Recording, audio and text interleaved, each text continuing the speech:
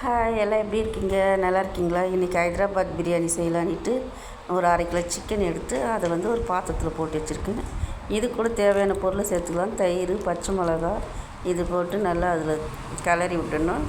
அதுக்கப்புறம் இஞ்சி பூண்டு விழுது போட்டு அதையும் நம்ம அதோடு சேர்த்து போட்டுக்கணும். அதுக்கப்புறம் பிரியாணிக்கு தேவையான மசாலாங்க, கரம் மசாலா, தனியா, வீட்டில் அரைச்ச மிளகா தூள் இதெல்லாம் போட்டு அந்த சிக்கன் மேலே போட்டு விட்டுணும். போட்டுட்டு இது கூட கொத்தமல்லி, புதினா இதையும் போட்டு நல்லா அதில் சேர்த்து நல்லா கிளறி நல்லா ஊற வைக்கணும். 1 மணி நேரம் ஊற வைக்கணும். இப்போ பாருங்கள், நல்லா அது கலக்கி விடணும். கலக்கிட்டு அதை நம்ம 1 மணி நேரம் ஊற வைக்கலாம். இதுக்கு தேவையான உப்பும் சேர்த்துக்கணும். சேர்த்துட்டு அதையும் நல்லா கிளறி விட்டுட்டு நல்லா ஒரு அகலமான பாத்திரத்தில் போட்டு நம்ம பிரியாணி செய்கிறோம் இல்லையா, அந்த பாத்திரத்தில் போட்டு கலக்கலாம். இது கூட நம்ம பொரிச்ச வெங்காயமும் சேர்த்துக்கணும். இதோடு சேர்த்து நல்லா அதையும் கிளறி விட்டுட்டு லெமன் ஜூஸ் இருக்கும், அதையும் அது புழிஞ்சிக்கலாம். அதில் அது பாத்திரத்தை மூடி போட்டு மூடி வச்சிடலாம்.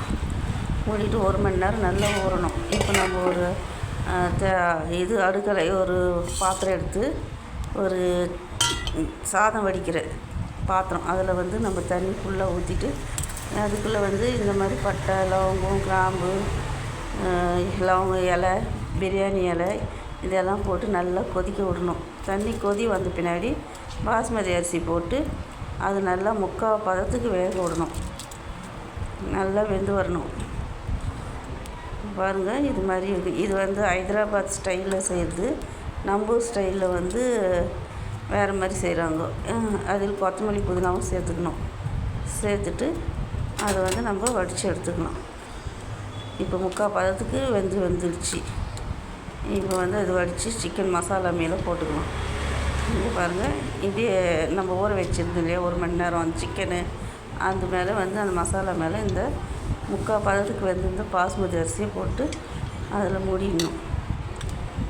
நல்லா மூடிட்டு பின்னாடி அது கூட எண்ணெய் கொஞ்சம் சேர்த்துக்கணும்.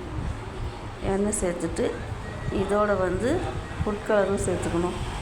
உங்கள்கிட்ட எந்த ஃபுட் கலர் 2 ஃபுட் கலர் கூட சேர்த்துக்கலாம். எங்கிட்ட 1 தான் இருந்துச்சு, அதனால் எல்லோ கலர் ஃபுட் கலர் சேர்த்துட்டேன். உங்கள்கிட்ட ஆரஞ்சு கலர் இருந்தால் கூட அதையும் சேர்த்துங்க, அப்போ தான் கலர்ஃபுல்லாக இருக்கும். இப்போ ஃபுட் கலர் சேர்த்தாச்சு. இதோடு வந்து நம்ம நெய் கொஞ்சம் ஆட் பண்ணிக்கலாம். நெய் சேர்த்து முன்னாடி பொரிச்ச வெங்காயமும் இதோடு சேர்த்து நம்ம ஆட் பண்ணிக்கணும். இந்த மாதிரி போட்டு விட்டுடணும். நல்லா தூவி விட்டுட்டு இது மூடி போட்டு மூடி வச்சிடணும். ஒரு 1/2 மணி நேரம் சிம்மில் வச்சு வேக விடணும். இப்போ 1/2 மணி நேரம் கழித்து எடுத்துட்டோம். மூடி திறந்த உடனே பாருங்கள், இப்போ நல்லா வெந்துட்டுருக்கும். அடியில் நல்லா அந்த பிரியாணி நம்ம அப்படியே வச்சோம் இல்லையா, அந்த சிக்கனு அது நல்லா வெந்து வந்திருக்கும். பாருங்கள், சூப்பராக இருக்குது. இப்போ பிரியாணி ரெடி ஆகிடுச்சு. வாங்க சாப்பிட்டு பார்க்கலாம். சாப்பிட்டு பார்த்து ரொம்ப சூப்பராக இருந்துச்சு. நீங்களும் இந்த மாதிரி ஹைதராபாத் பிரியாணி செஞ்சு பாருங்கள், ரொம்ப நல்லாயிருக்கும். இந்த வீடியோ பிடிச்சா லைக் பண்ணுங்கள், கமெண்ட் பண்ணுங்கள், சப்ஸ்கிரைப் பண்ணுங்கள். தேங்க்யூ.